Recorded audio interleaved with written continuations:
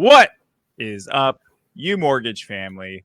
Welcome to the Monday Market Update. I hope you had a fantastic weekend. I sure did. It's cold here. You don't even have to know where here is to know that it's cold, because that's just kind of the default state of this country right now. But it is cold here in the studios of UMortgage in Atlanta, Georgia. I hope you had a fantastic weekend watching some football, eating some great food, maybe making some focaccia. That's what I did on Saturday. Excited to get with you guys this week to update you about the market for the coming week. But first, I must introduce my esteemed co-host. He's a man who, as usual, needs no introduction, but will have to suffer through one anyway. From the victorious Kansas City, if he is the Travis Kelce of UMortgage, then Jerome Powell is his Taylor Swift. He's like George Brett storming out of the dugout to loudly and angrily cry foul when accused of using too much pine tar. My co-host defends our Loan Originators locked loans the way only a 1980s steroid-fueled third baseman could. He's saucier than the burnt ends at Jack Stack Barbecue in Kansas City, Kansas, and nearly as satisfying to be around. He's the terror of the T-bill, the MBA of the MBS. He's the guy who gave the GSEs their diminutive nicknames like Fannie Mae and Freddie Mac, and especially Ginnie Mae. He's the Helios of the HELOC, the discipler of the DSCR. He's the locksmith of the lock desk. It is my honor to introduce you to Jon Arnsmeyer. Welcome, Jon. I don't even know what to say. Every week, it just gets a little bit better. You know, that's what we do. We get better every week. That's one of our core principles. It is. And you're the embodiment. I really am. How's it feel to be, a victorious Kansas Cityite? Woke up feeling spry this morning. You know, you can't keep a good man down in Patrick Mahomes. That's all I'm going to say. So would you say that Jerome Powell truly is the Taylor Swift to your Travis Kelce? I mean, I can't deny it. It's a metaphor that doesn't make sense. You don't have to excuse me. It is. No, but I like it. I like it. So welcome back to the show. Last week we had more good news. Unfortunately, the pesky good news always getting in our way, isn't it? And we've seen rates go up. Tell us about why. Why does the world hate us? Why do the markets hate? Well, the markets hate us. Last week we talked about this. We had such a great end of the year, and things just ran out of steam a little bit. But last week we saw what looked to be the leading indicator was the unemployment was a little bit less or more, depending on how you view it. Right. Whether you're like a terrible person who only cares about interest rates, or whether you care about whether people have jobs or not. Yeah, exactly. So I'm in the former. Yeah. Yes. Yeah. I agree. So there was less unemployment in the market, which caused that rise. But hey, the 10 years is back down again today. But that is really, CPI came in a little bit hot. Some of those minor indicators, were a little bit hot last week. But housing was the housing starts was less than anticipated, which was good. But again, unemployment, the one that everybody wants to hang their hat on, was there was less unemployment in the market. And retail sales as well. Yeah, up 0.6 against the forecasted 0.4%, which I mean is fairly significant. I was at, when I was Christmas shopping this year, I was at several stores that are not typically known for having pre-Christmas sales. I mean, it was like 60% off, 40% off at Madewell, Anthropology. The kind of place you might buy your loved one a fancy candle or a nice pair of sunglasses before vacation. But I saw these big sales and I was like, ooh, CPI is going to come in so light. All these, retail sales is going to come in light. Anyway, I was totally wrong. Turns out you can't just take two very small samples in one city and be right. I'm never right about the direction of the market. Whatever you hear me say, just do the opposite. Inverse Sean. I mean, I think you answered the question though. When you're basing your economic forecast on buying two candles, you mean they were heavy pre-Christmas sales. I felt like I was onto something. If I would have been right, you'd have been impressed. So so we have retail sales, we had unemployment, and then like housing starts and stuff like that. To me, it's like they seem to be just like this lagging, like they tell a story that a bunch of other numbers have like already told us, unfortunately. But let's talk about this week. So it kind of starts off with 2 days of nothing burger, and then what do we have for the rest of the week? Yeah, so then on let's look at it. So it really ramps up on Thursday, in my opinion. You see, you got Thursday, you got jobless claims, and you got the prelim GDP numbers. Thursday is going to be a big old day for everyone, and then on Friday we've got PCE. I love it. And personal spending. So jobless numbers, PCE, and GDP. I love. Here's what I love more than anything is chaos. Like I love when there a lot of things can happen. Like really gets my juices flowing. That's why I like being in sales. That's why I like being a cook in kitchen. So a lot of directions this can go. As a reminder, I mean GDP, I think has a lot more to do with interest rates than I ever thought it would. I mean, I suppose this is something that the Fed looks at to gauge, I mean, obviously how much growth there was in the prior quarter, and like their job is to either tamp down growth or promote it. So they're going to see this as a sign of success or a sign of room for improvement in their policies. Is that right? That is, and I think what you're seeing across the market is just you and I have talked about it on here that a lot of people were excessively excited about coming rate cuts. And that excitement is starting to come back down to the world of John and Sean, or Sean John, if we will. Because, it's just tempering those expectations. So that I think we're going to see more of that this week. Just, hey, rate cuts are coming, but it may not be as aggressive.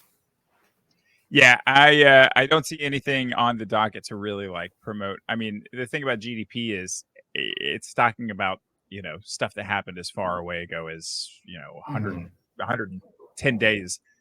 So, I think while it's instructive to learn about how well policies did, it's like it really is about how well policies did. I think things like PCE are a little more a la minute, and then you have the weekly unemployment numbers, which are like a la the second. I don't know French for to the second. But I think we'll get a good spread of like how Q4 really looked, and like, it'll take out a lot of the noise when you have these big, wide, 3-month range. And then you got job numbers, which is a little narrower. Or then you got PCE, which is a little narrower. You got job numbers, which is especially narrow. Now let's check back in with where you and I guessed that the 10-year would be at the end of the month. I know it's a sore subject. I mean, you got a tough row to hoe, I think, as they say in the farmlands of Kansas. But I think you were at 3.76, and I guess 3.94. So far, we're both again just always bet against me when it comes to predicting bond numbers. Right.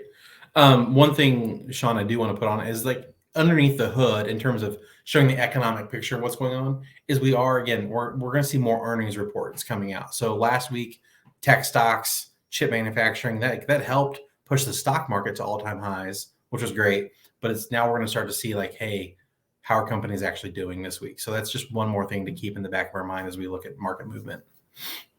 Yeah, because companies growing and posting record profits doesn't go with reduced GDP, right? You can't have both.